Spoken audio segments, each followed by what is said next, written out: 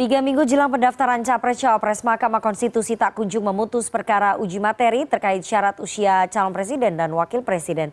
Setidaknya ada 9 gugatan yang masuk ke MK. Namun Menko Polhukam Mahfud MD menyebut MK tak berwenang mengubah aturan batas usia Capres-Cawapres karena merupakan ranah pembuat undang-undang. Sore ini kita akan membahasnya dengan salah satu pemohon gugatan uji materi batas usia Capres-Cawapres, Sekjen Partai Garuda Yohana Murtika. Selamat sore Mbak Yohana. Selamat sore Mbak Nana. Dan pakar hukum tata negara Ferry Amsari. Selamat sore Bang Ferry.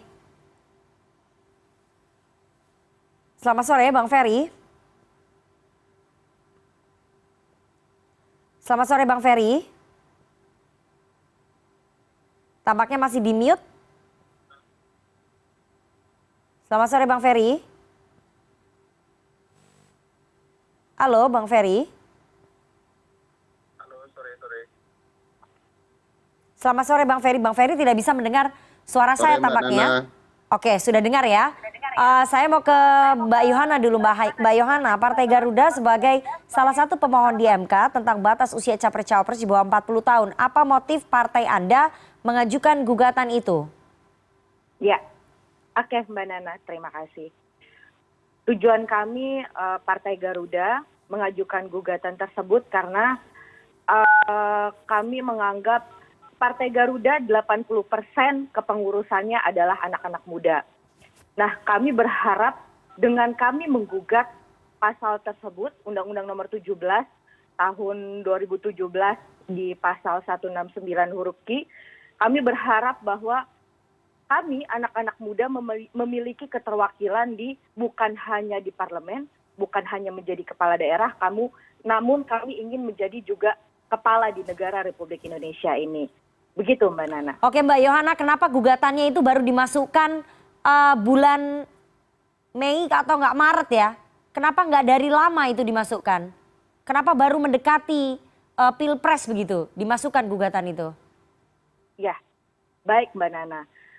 Kalau saya boleh sedikit cerita mengenai Partai Garuda ini karena diisi oleh anak-anak muda, kami di kepengurusan sendiri juga berjumlahnya hanya sedikit, Mbak Nana. Hanya 11 orang. Dan itu 80%-nya anak-anak muda khusus di DPP ya, Mbak Nana ya. Lalu kami merasa bahwa kok anak-anak muda ini tidak pernah mendapatkan ruang dan tempat. Kami hanya dijadikan objek oleh para pihak tertentu tanpa kami diberikan ruang itu gitu loh. Makanya setelah kami ditetapkan sebagai peserta pemilu pada bulan Desember kemarin, kami melakukan diskusi panjang di DPP untuk bagaimana ayo kita dorong anak-anak muda ini untuk berperan lebih besar negara ini. Maka dari itu kami melihat bahwa peluang itu ada di Undang-Undang Nomor 17 tahun 2017 di pasal 169. Mbak Yohana. Begitu. Oke Mbak Yohana, Anda katakan bahwa mayoritas anak-anak muda ada di Partai Garuda. Pertanyaan saya ya, kalau anak-anak muda nggak dapat tempat, kenapa ketua umumnya nggak diganti aja dulu? Ketua umum Partai Garuda itu Ahmad Rida Sabana nggak muda. Dan dia adalah adiknya Ahmad Riza Patria, ketua DPD Partai Gerindra. Kenapa nggak dari partai Anda dulu mengganti ketua umumnya menjadi yang lebih muda? Ya, baik Mbak Nana. Kenapa pertanyaannya kok nggak ketua umumnya dulu yang diganti?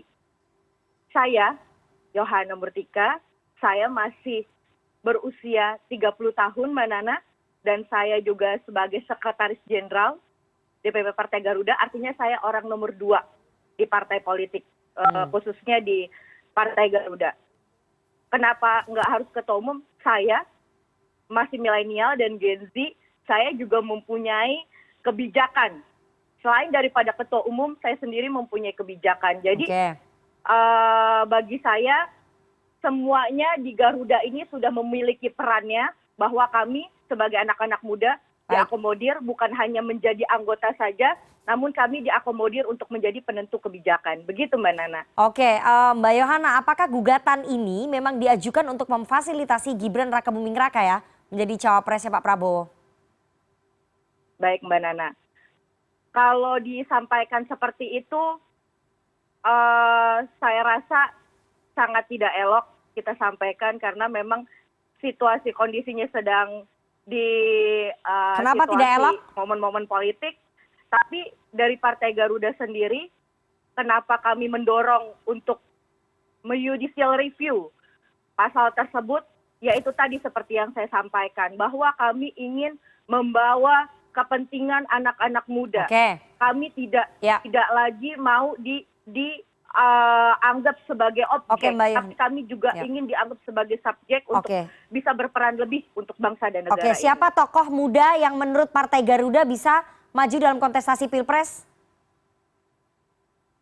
Ya, siapapun itu Mbak Nana. Termasuk Mas Gibran ya? Hari ini tokoh-tokoh muda. Termasuk Mas Gibran ya Mbak Yohana? Ada hari ini ketika kami sudah mampu judicial review, siapapun punya kesempatan untuk termasuk itu, Mas Gibran? Mbak Yohana termasuk Mas Gibran ya?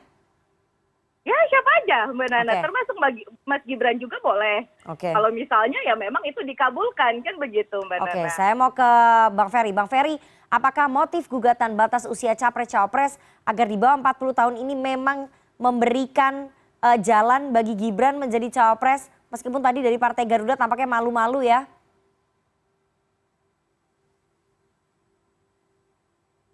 Bang Ferry? Siap. Silakan.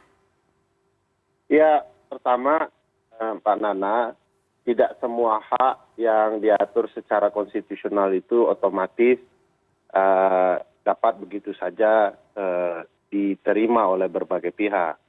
Karena ada konsep pembatasan hak, gitu ya. Nah, dalam konteks hak untuk dipilih dan memilih, hak untuk dapat dipilih itu juga termasuk kategori hak yang harus dibatasi, begitu ya. Nah, dalam kasus ini memang kita akan bicara soal pembatasan hak itu karena memang apa yang terjadi sebenarnya sudah diatur dalam Undang-Undang Pemilu bahwa syarat untuk menjadi calon presiden atau wakil presiden itu terdapat pembatasan haknya. Yaitu hanya orang yang memiliki usia 40 tahun ke atas. Nah ini sudah disepakati oleh pembentuk undang-undang dan kalau dilihat konteks syarat yang diatur di dalam ketentuan undang-undang dasar disebut ketentuan itu syarat menjadi calon presiden diatur lebih lanjut dalam atau dengan undang-undang. Nah artinya ini pasal open legal policy, ada pendelegasian hak dari konstitusi kepada pembentuk undang-undang untuk mengaturnya. Jadi kesepakatan pembentuk undang-undang lah yang membuat syarat usia itu menjadi konstitusional atau tidak. Nah sejauh ini karena Mahkamah Konstitusi sendiri mengakui bahwa hal-hal yang sifatnya open legal policy, hak pengaturannya berada di dalam pembentuk undang-undang, maka oleh MK diberikan ruang kepada pembentuk undang-undang untuk mengatur hal-hal konstitusionalnya. Jadi tidak di MK. Nah ini MK cukup konsisten ya soal open legal policy ini. Sepanjang ada perintah di Undang-Undang Dasar itu merupakan hak pengatur undang-undang atau open legal policy tadi, maka Mahkamah enggan untuk memutusnya. Mahkamah akan menyerahkan kepada pembentuk undang-undang. Nah, pertanyaan besarnya adalah kenapa kemudian kasus ini yang sebenarnya sudah masuk ke tahapan pemilu, lalu dibahas berkepanjangan di Mahkamah Konstitusi, tidak cenderung putus. Kita agak khawatir karena ternyata memang dalam catatan saya dan teman-teman ada satu perkara nomor 112, Mahkamah itu tiba-tiba menafsirkan open legal policy itu yang berkaitan dengan syarat untuk menjadi pimpinan KPK.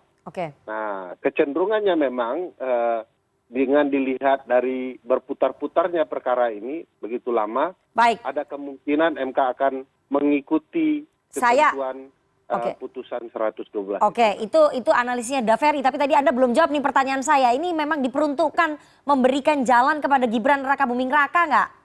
Jangan dijawab dulu ya, udah Ferry ya. Kita harus jeda, jangan kemana-mana bersama kami di CNN Indonesia Newsroom.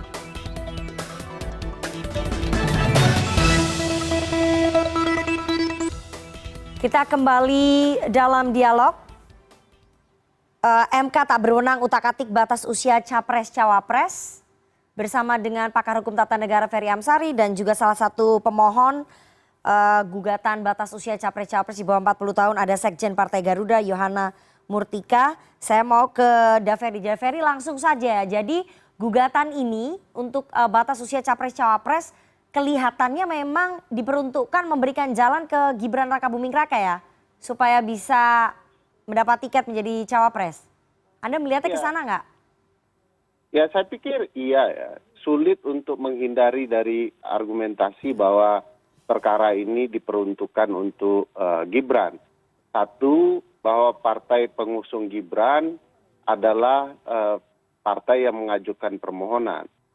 Cerita soal batasan usia juga sudah tuntas sejak lama, itu ruang di dalam pengaturannya di dalam undang-undang.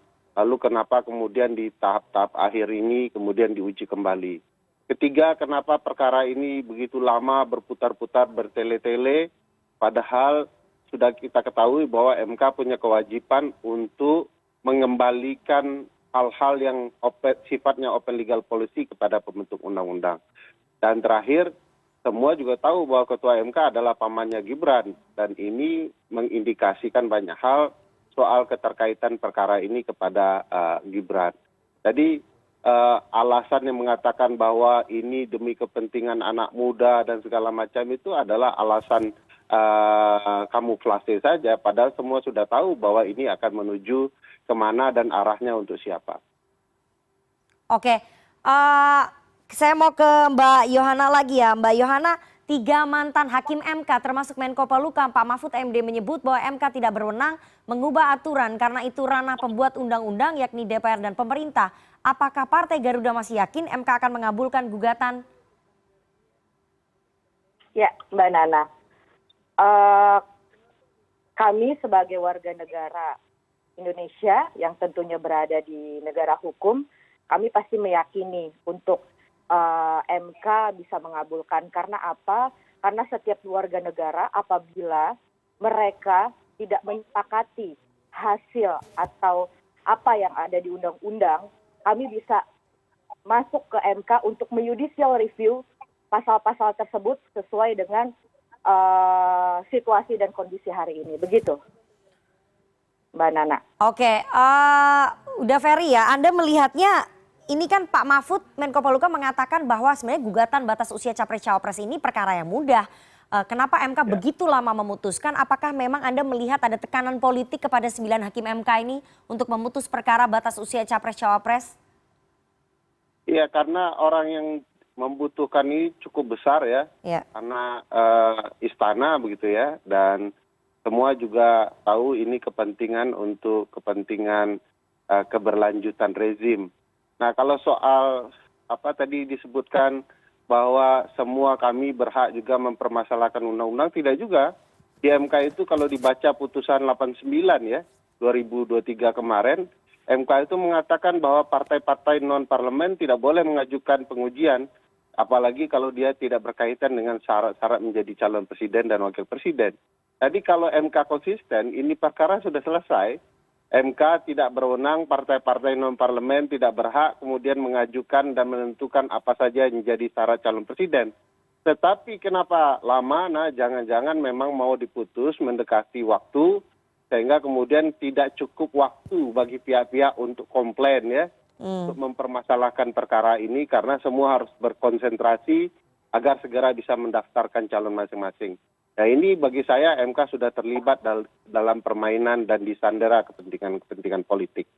Oke, jika MK, Mbak Yohana, jika MK akhirnya memutuskan soal batas usia capres-cawapres ini dan mengabulkan gugatan Partai Garuda dan juga gugatan-gugatan yang lain, apakah Partai Garuda akan mendorong Gibran sebagai cawapres? Ya, Mbak Nana.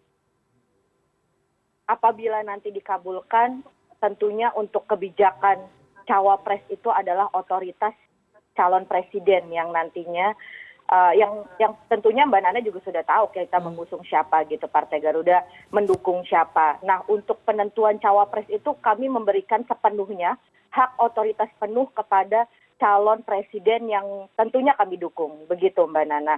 Yang jelas ketika kami membuat suatu judicial review, kami meminta bahwa calon presiden ini memperhatikan atau mengakomodir kepentingan anak muda. Itu aja Mbak Nana. Baik, baik. Kita tunggu nanti bagaimana Hakim MK memutuskan perkara batas usia capres-cawapres di bawah 40 tahun ini. Semoga 9 Hakim MK terbebas dari tekanan politik ya, dan bisa memutuskan dengan adil dan betul-betul jernih begitu ya, tanpa ada intervensi politik. Terima kasih sekali pakar hukum tata negara Ferry Amsari dan juga Sekjen Partai Garuda Yohana Murtika atas waktunya kepada CNN Indonesia Newsroom.